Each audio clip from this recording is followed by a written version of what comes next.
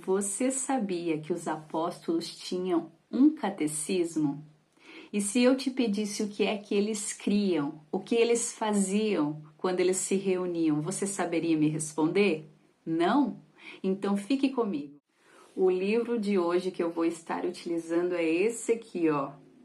Se você cristão nunca leu esse livro, precisa ser um livro de cabeceira, pois ali nesse livro tem ouro. Você vai saber o que os apóstolos faziam naquela época que até hoje é feita.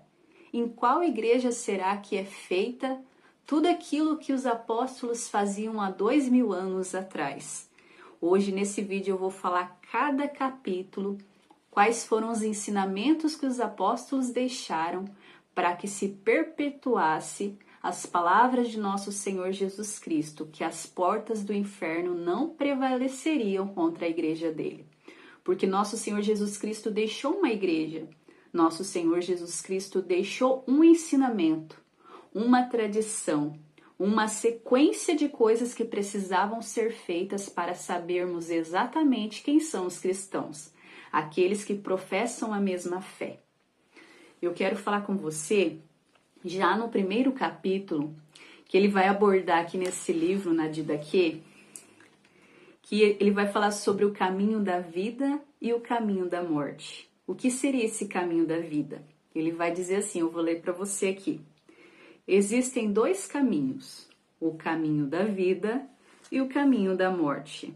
Há uma grande diferença entre os dois. Este é o caminho da vida.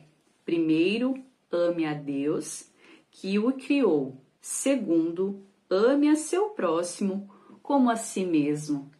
Essa fala deste catecismo dos apóstolos nos faz lembrar do primeiro mandamento da lei de Deus, que é amar a Deus sobre todas as coisas e ao seu próximo como a si mesmo. Então a gente vê que nada mudou, continua do mesmo jeito. A lei que nosso Senhor Jesus Cristo deixou é seguida fielmente pelos apóstolos. E ele vai continuar. Não faça ao outro aquilo que você não quer que façam a você. Este é o ensinamento derivado dessas palavras. Bendiga aqueles que o amaldiçoam, reze por seus inimigos e jejue por aqueles que o perseguem. Ora, se você ama aqueles que o amam, que graça você merece?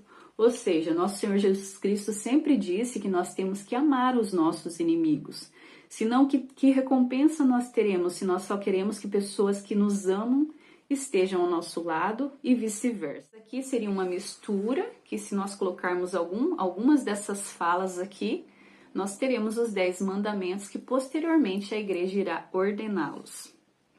O segundo mandamento da instrução dos apóstolos é: não mate, não cometa adultério, não corrompa os jovens, não fornique, não roube, não pratique a magia nem a feitiçaria, não mate a criança no seio da mãe e nem depois que ela tenha nascido. Aqui nós já vemos que lá na época dos apóstolos já era defendido a criança no ventre da mãe. Aqui cai por terra a ideologia sobre o aborto. Não cobice os bens alheios, não cometa falso juramento, nem preste falso testemunho, não seja maldoso, nem vingativo. Não tenha duplo pensamento ou linguajar, pois o duplo sentido é armadilha fatal. A sua palavra não deve ser em vão, mas comprovada na prática. Ou seja, aqui cabe muito a nós cristãos. Quando nós dizemos que nós amamos a Deus, mas nós precisamos demonstrar esse amor também na prática, não apenas nas palavras. Não seja avarento, nem ladrão, nem fingido, nem malicioso, nem soberbo. Não planeje o mal contra o seu próximo. Não odeie a ninguém, mas corrige alguns. Reze por outros e ame ainda os outros, mais até do que a si mesmo. De uma forma muito resumida, eu vou trazer para você aqui agora o capítulo 3. Presta atenção. Nós ouvimos muito falar sobre idolatria. Mas o que será que os apóstolos criam naquela época e sabiam que era idolatria que hoje talvez nós não sabemos? Eles vão mencionar aqui para que a gente entenda o que naquela época para os apóstolos realmente era idolatria. Vai dizer assim: filho, não se aproxime da adivinhação, porque ela leva à idolatria. Não pratique encantamentos, astrologia ou purificações, nem queira ver ou ouvir sobre isso, pois disso tudo nasce a idolatria. Então, tudo isso que eu citei aqui para os apóstolos, isso sim era idolatria. É você ir buscar Deus em outras coisas. É você querer saber do seu futuro sem confiar em Deus, sem se colocar ali com total confiança em Deus e não nas coisas que foram criadas e que muitas vezes querem dizer sobre a sua vida, fazer revelações sobre a sua vida que não tem nada a ver com as coisas de Deus. Vai dizer também, vai continuar aqui falando sobre os 10 mandamentos, que não é para mentir, não é para roubar. Falar demais também pode levar à blasfêmia. E aqui ele vai entrar também na parte das bem-aventuranças, que está na Bíblia, né? Vai falar assim: filho, seja manso, pois os mansos herdarão a terra. Seja paciente, misericordioso, sem maldade, tranquilo e bondoso. Respeite sempre as palavras que você escutou. Essa parte eu preciso ler na íntegra para você. Não louve a si mesmo, nem se entregue à insolência. Não se junte com os poderosos, mas aproxima dos justos e pobres. E essa parte aqui a gente tem que levar para a nossa vida, o que os apóstolos falavam. Isso precisa estar escrito na nossa cabeceira de cama. A gente precisa acordar e se lembrar que os apóstolos já falavam sobre isso e que hoje nós precisamos praticar também na nossa vida. Aceite tudo o que acontece contigo, coisa boa como coisa boa. Seja coisa ruim ou coisa boa, aceite tudo. E saiba que nada acontece sem a permissão de Deus. Então, às vezes nós vemos que no mundo tem tantas coisas ruins, tantos inocentes têm sido maltratados e a gente às vezes se pergunta, né, como Deus deixa isso acontecer. Mas não cabe a nós questionarmos. Nós temos que entender que tudo isso é uma permissão de Deus para que Ele tire um bem maior sobre aquilo. Por mais que a gente não consiga enxergar nenhum tipo de bem naquele acontecimento, mas Deus sabe de todas as coisas. Deus sabe o bem que Ele tirará daquilo ali. Aqui no capítulo 4, ele vai falar sobre a importância de estar próximo às pessoas que pregam a palavra de Deus. Claro, uma interpretação correta da palavra de Deus. Porque nós vemos hoje as pessoas que querem pregar sobre a palavra de Deus, mas ao que lhe convém a interpretação. Porque existem alguns versículos bíblicos que lhe parece uma coisa, mas a interpretação é outra. Ou talvez está claramente dizendo algo, mas a pessoa diz outra coisa. Então eles vão dizer assim: honre como se fosse o próprio Senhor, aquele que prega a palavra de Deus, pois ele está presente onde a soberania do Senhor é anunciada. Procure estar todos os dias na companhia dos fiéis para encontrar forças em suas palavras. Aqui a gente vê sobre a unidade da igreja, que a igreja precisa estar junta, reunida. Não existe aquela coisa de cristão estar rezando somente em casa, ali no seu cantinho, sozinho, mas ele precisa estar reunido com os outros cristãos para ouvir a palavra de Deus e estar ali em comunidade. E nessa parte que me chamou bastante atenção, que ele vai falar já que dentro da igreja já tinha divisão naquela época. Então ele já vai fazer um alerta. Não provoque divisão. Ao contrário, reconcilie aqueles que brigam entre si. Julgue de forma justa e corrija as culpas sem distinguir as pessoas.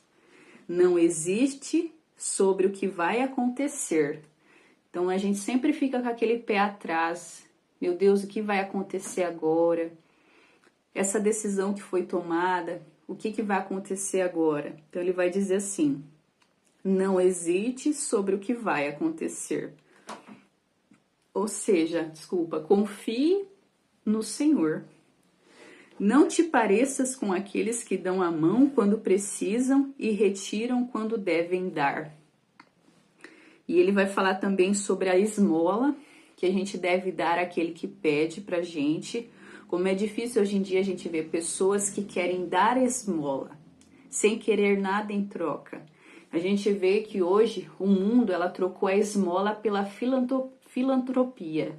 A filantropia, depois você vai ter um ressarcimento no seu imposto de renda. A esmola não, o nosso ressarcimento vai vir de Deus. Se Ele quiser, como Ele quiser e na hora que Ele quiser. Então já naquela época os apóstolos já falavam dos bens e das graças que nós poderíamos receber só de dar esmola, sem esperar nenhuma recompensa. Olha que grande graça.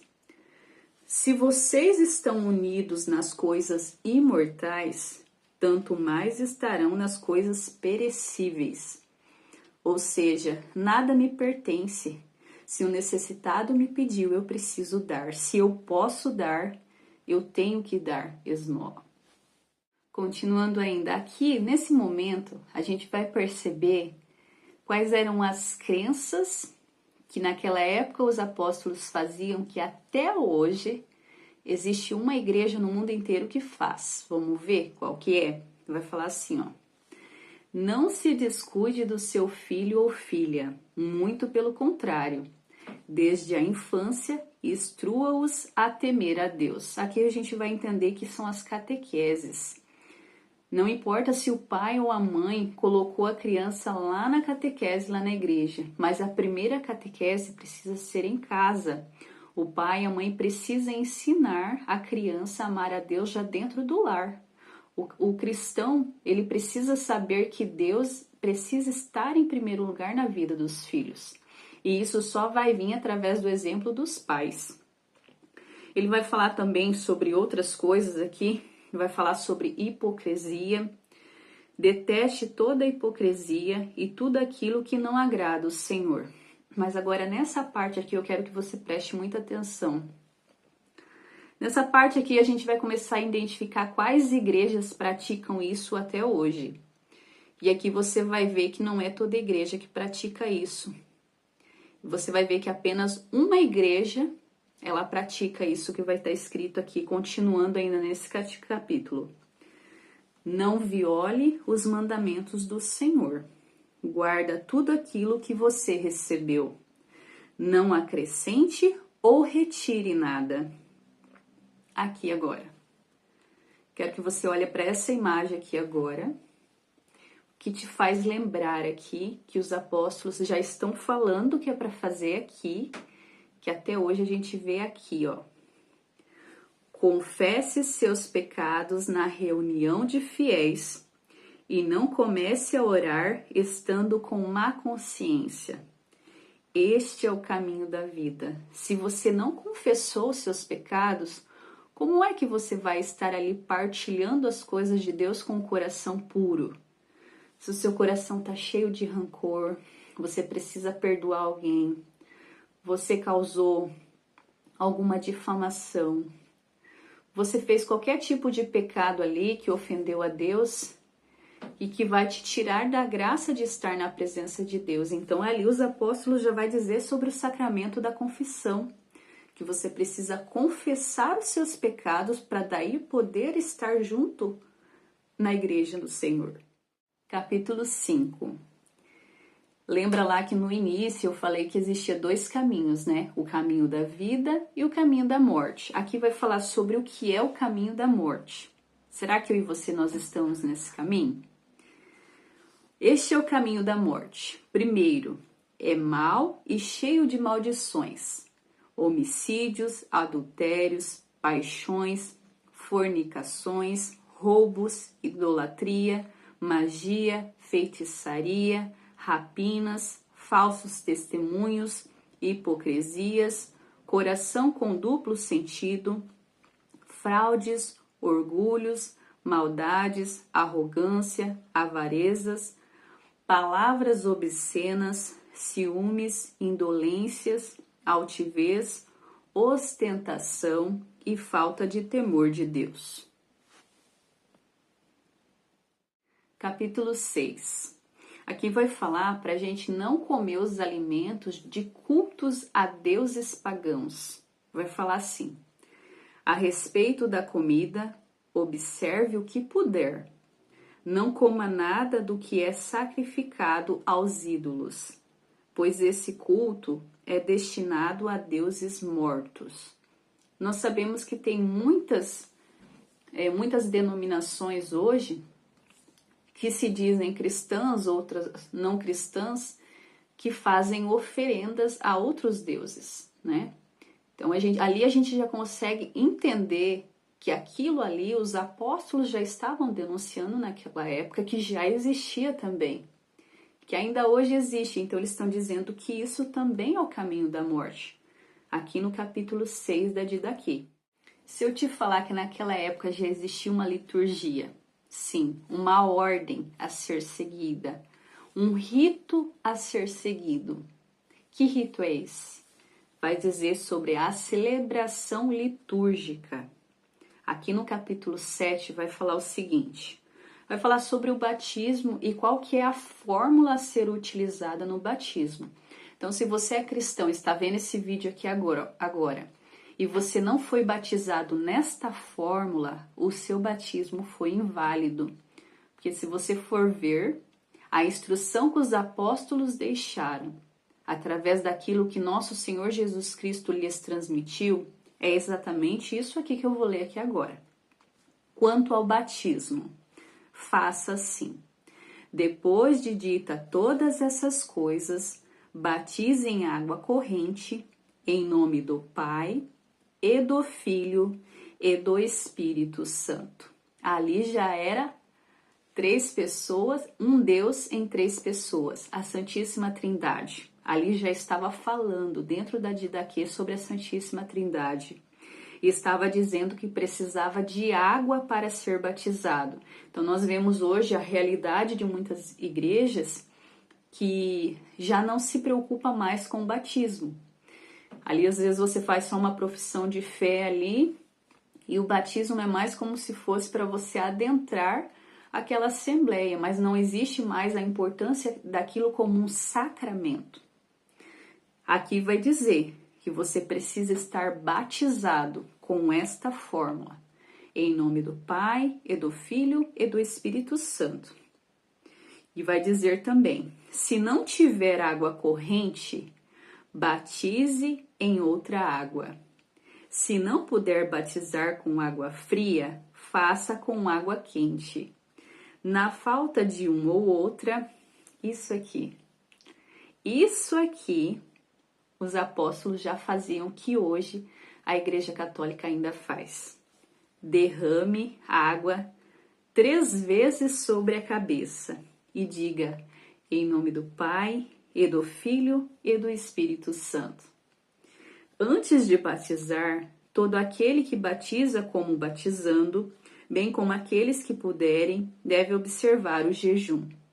Claro que hoje a gente não tem essa prática mais de observar o jejum, mas também é interessante que se faça. Aqueles que saibam que os apóstolos faziam isso, não há mal algum em fazer o jejum, tanto que nós católicos fazemos toda sexta-feira o jejum e a abstinência de carne. Aqui no capítulo 8, ele vai falar sobre os dias em que se deve fazer o jejum. A orientação dos apóstolos é que se faça o jejum na quarta-feira e também no dia da preparação. Quarta-feira também é uma recomendação da Igreja Católica para que nós fiéis façamos também um dia de jejum ou abstinência de carne, ou que a gente faça também uma obra de caridade. Então a gente vê que é uma sequência assim muito orgânica. Os apóstolos criam em tudo aquilo já no início e que até hoje, 2000 anos depois, a Igreja Católica continua fazendo os mesmos atos que os apóstolos faziam. Isso é lindo, isso é maravilhoso. Nesse ponto aqui, não existe mais dúvidas. Os apóstolos eram ou não eram católicos? Eu quero que você leia junto comigo aqui no capítulo 9 da Didaquê, o que vai falar que existe apenas em uma igreja hoje, no mundo inteiro, e que os apóstolos já faziam naquela época, que essa igreja faz até hoje. Vai falar assim: celebre a Eucaristia. É isso aqui, Eucaristia. Você que não conhece. Para nós católicos, a Eucaristia é o nosso bem maior, é o nosso Deus. É o próprio Senhor Jesus Cristo que nos deu em seu corpo, sangue, alma e divindade através da Sagrada Eucaristia. E os apóstolos vai dizer sobre a Eucaristia. Já lá nos inícios, ali da época entre o século I e II, eles vão descrever aqui na Didaquê o que é a Eucaristia e como é que você deve receber a Eucaristia. Qual é a forma correta de se receber a Eucaristia. Não, aqui eles não falam da ceia do Senhor.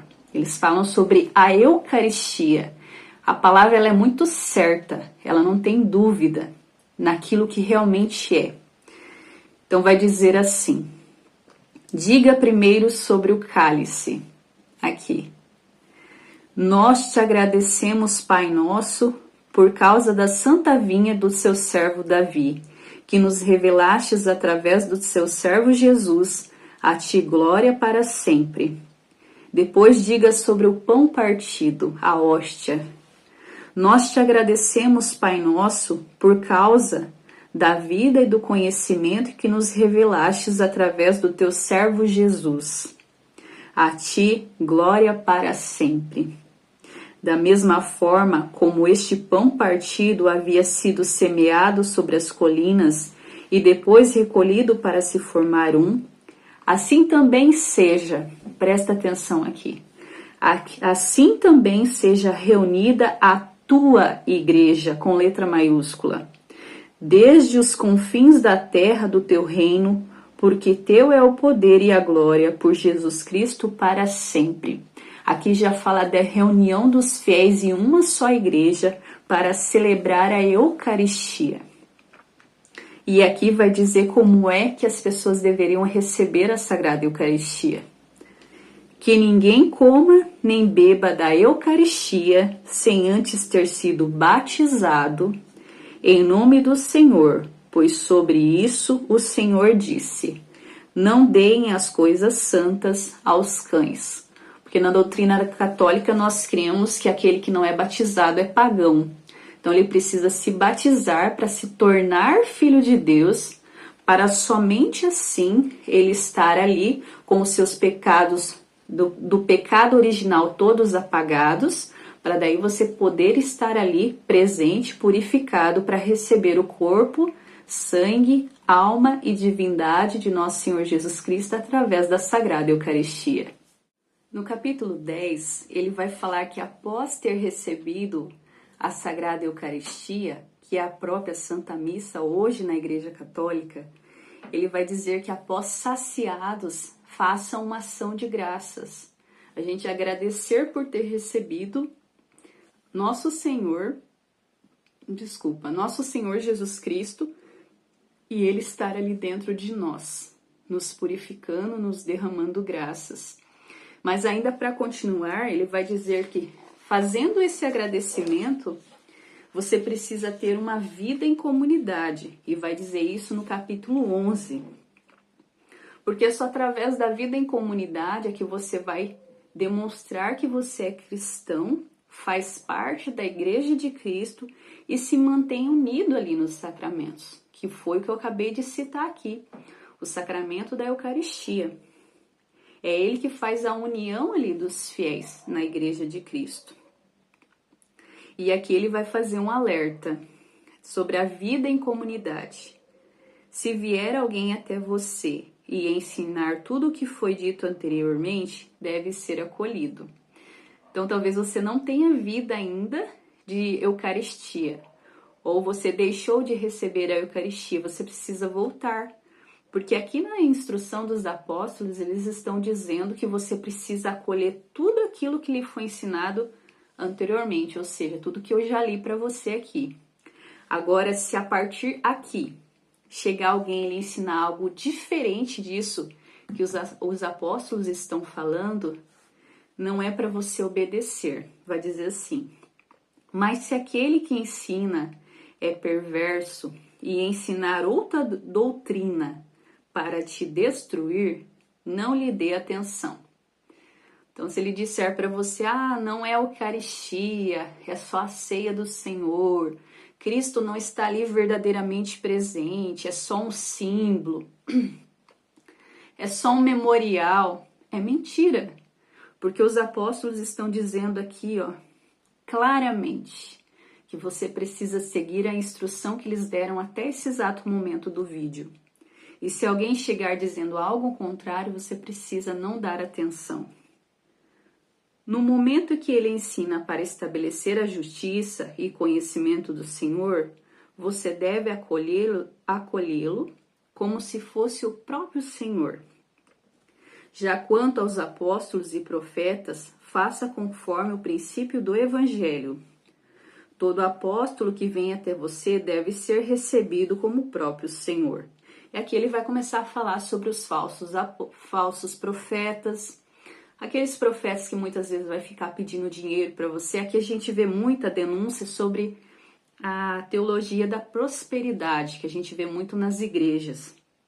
Então aqui é muito interessante, que ele vai falar assim, o profeta que ficar na sua casa mais que 3 dias, ele é um falso profeta, porque ele está ali só para se ater dos seus bens, comer bem, ser bem tratado.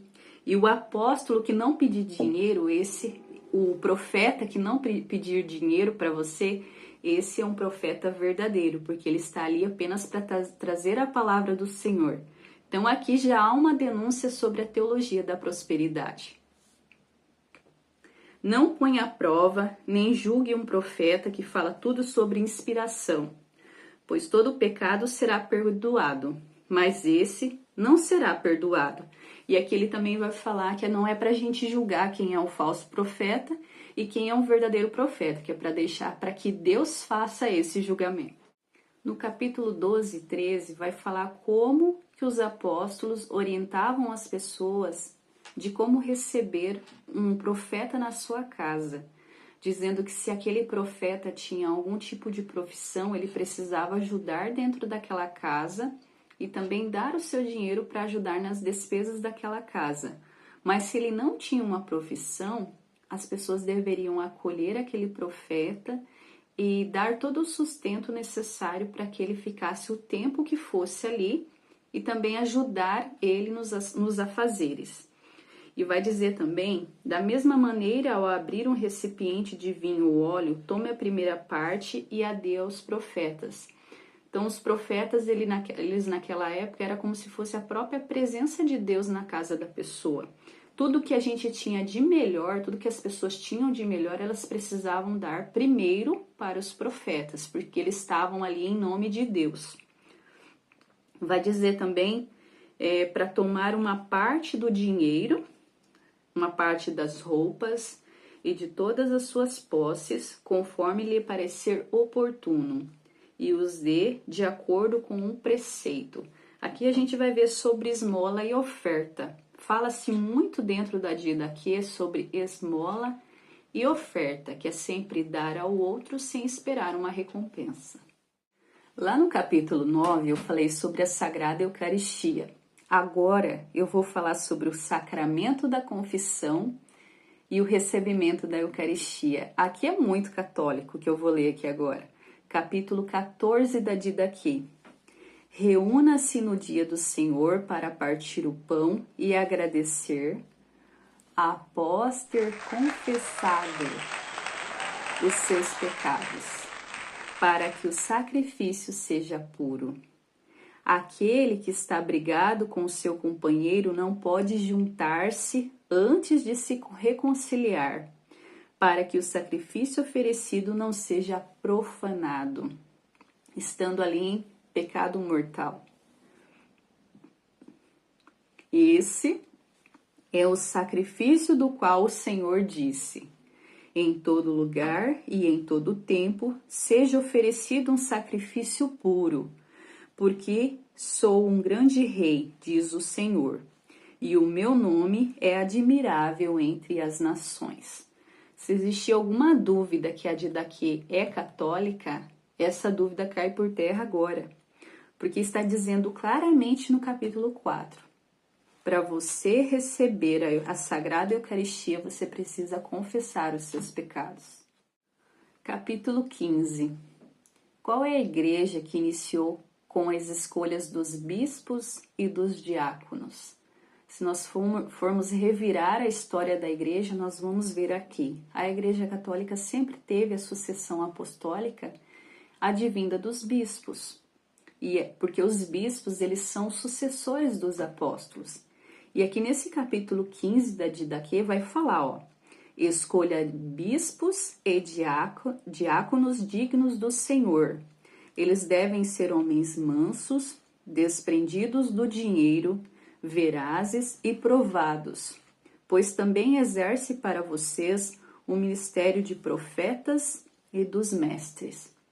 Aqui a gente vê que para se escolher bispos, já naquela época, já se tinha um critério dentro da igreja. Já se tinha ali uma ordem para se fazer.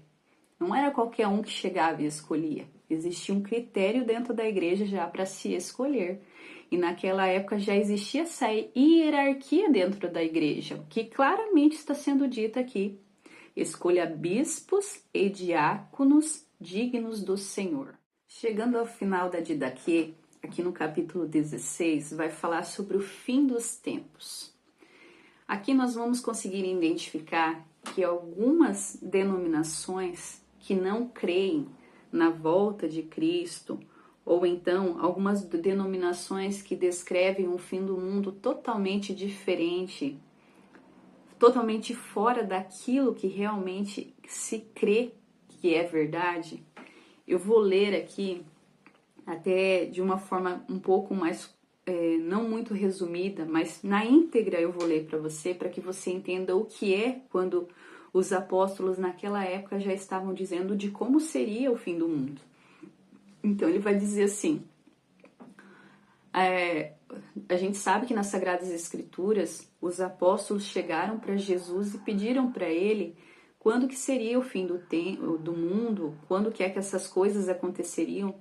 E Jesus disse que ninguém sabia, somente o Pai que estava no céu. E aqui vai dizer justamente sobre isso, né? Porque ninguém sabe a hora que o Senhor virá. Então ele vai fazer um alerta aqui. Vigie sobre a vida um dos outros. Não deixe que sua lâmpada se apague, nem afrouxe o cinto dos rins. Aí vai falar para nós. Fique preparado, porque você não sabe a que horas nosso Senhor chegará.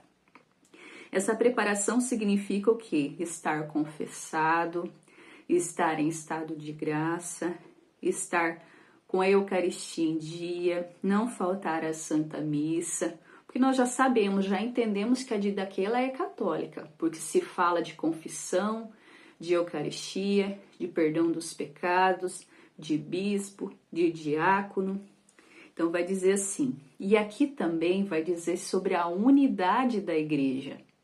Esse é um ponto muito importante, porque esse negócio do cristão se reunir em casa, fazer suas orações em casa, não é isso, não é esta a orientação dos apóstolos. O que eles vão dizer aqui? Reúna-se com frequência para que juntos procure o que convém a vocês. Porque de nada lhe servirá todo o tempo que viveu a fé, se no último instante não estiver perfeito. De fato, nos últimos dias se multiplicarão os falsos profetas e os corruptos. As ovelhas se transformarão em lobos e o amor se converterá em ódio. Aumentando a injustiça, os homens se odiarão, se perseguirão e se trairão mutuamente. Então, o sedutor do mundo aparecerá, como se fosse o Filho de Deus, e fará sinais e prodígios.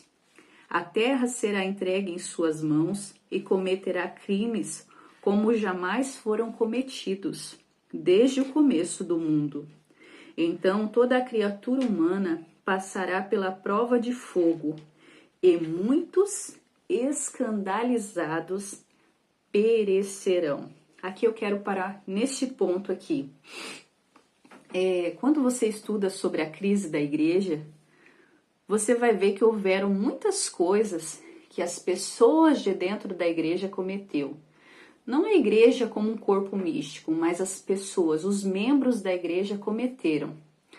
Então ali, por exemplo, eu quero pegar um exemplo do Papa Alexandre VI.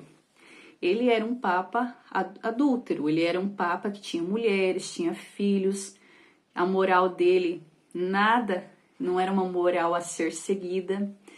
Mas quando a gente percebe que não é o pecado que a gente tem que olhar, mas a gente tem que olhar com olhar de benevolência para o pecador, a gente entende que isso aqui, mesmo que escandalize os fiéis naquela época, mesmo que escandalizasse os fiéis naquela época, se sabia, ainda assim, mesmo ele dando contra-testemunho, que as portas do inferno não prevaleceriam contra a igreja. Que é as promessas que nosso Senhor Jesus Cristo fez em Mateus 16, 18. Então toda criatura humana passará pela prova de fogo, e muitos escandalizados perecerão. Então, se você não estuda sobre aquilo que aconteceu na igreja, talvez vai chegar um momento em que você vai se escandalizar e talvez você vai até abandonar a fé. Agora, quando você estuda e você entende que ali a igreja ela é formada por pessoas pecadoras, mas que a igreja ela é santa, porque nosso Senhor Jesus Cristo, quem foi que fundou, fica muito claro de você saber qual caminho a seguir. E o melhor caminho não vai ser abandonando os sacramentos, vai ser continuando nos sacramentos instituídos por nosso Senhor Jesus Cristo. E eu vou continuar lendo aqui, que vai falar ainda assim. No entanto, aqueles que permanecem firmes na fé serão salvos por aquele que os outros amaldiçoam. Então aparecerão os sinais da verdade. Quais serão esses sinais? Primeiro, o sinal da abertura do céu, depois o sinal do toque da trombeta e em terceiro, a ressurreição dos mortos. Então nós vemos também aqui que tem algumas denominações que não crê na ressurreição dos mortos. Ela crê na reencarnação dos mortos. Então isso aqui já cai por terra também. Porque os apóstolos, eles falam que o nosso corpo ele vai ser uma ressurreição do nosso corpo e não uma reencarnação do nosso corpo. Aqui cai por terra também algumas doutrinas que são pregadas por aí. E ele vai confirmar aqui também. Sim, a ressurreição, mas não de todos, conforme foi dito. O Senhor virá e todos os santos estarão com ele. Então o mundo assistirá ao Senhor sobre as nuvens do céu. E eu termino aqui esse livro maravilhoso, que é a Instrução dos Apóstolos, o primeiro catecismo dos apóstolos. Salve Maria, fiquem todos com Deus e que Deus os abençoe. Em nome do Pai, e do Filho, e do Espírito Santo. Amém.